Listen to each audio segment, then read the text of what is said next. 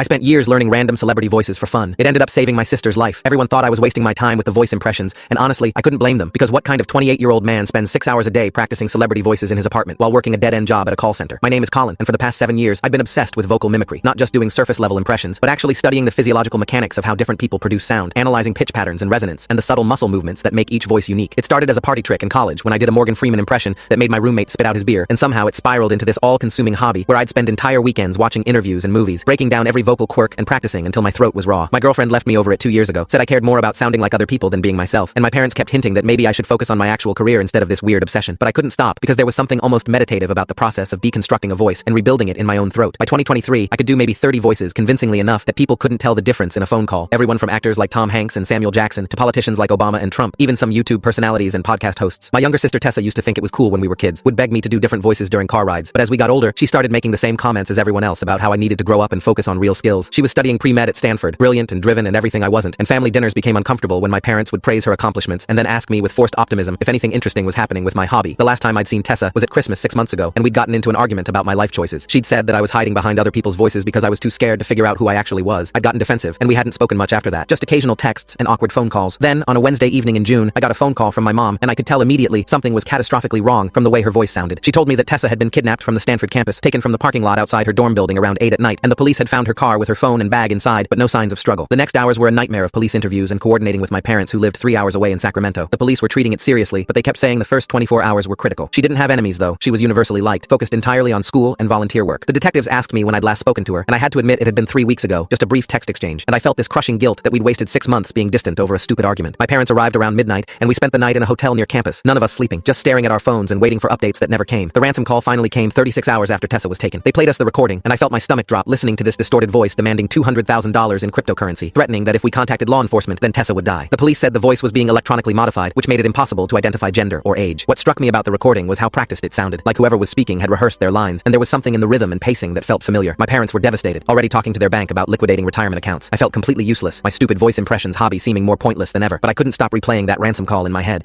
and I asked the detective if I could listen to it again. He let me listen with headphones 3 times in a row, while I focused entirely on the vocal patterns underneath the electronic distortion. The distortion was heavy, but not perfect. There were moments where the original voice bled through, and I started to pick up on specific phonetic patterns, the way certain consonants were formed, the slight lisp on S sounds, the particular rhythm of emphasis, all of it was familiar. On the 4th listen, something clicked, and I felt this jolt of recognition so strong it made me gasp out loud. The detective asked if I was okay, and I told him I needed to hear it one more time, but the 5th listen confirmed it, and I knew with complete certainty whose voice was under that distortion. It was Russell Crowe, or more specifically someone doing a Russell Crowe impression, and I knew this because I'd spent 3 months last year perfecting my own Russell Crowe voice. The kidnapper wasn't using electronic distortion primarily, they were doing a voice impression and then adding distortion on top to mask it further, and what I did next changed everything. The rest of the story is linked below or on my channel.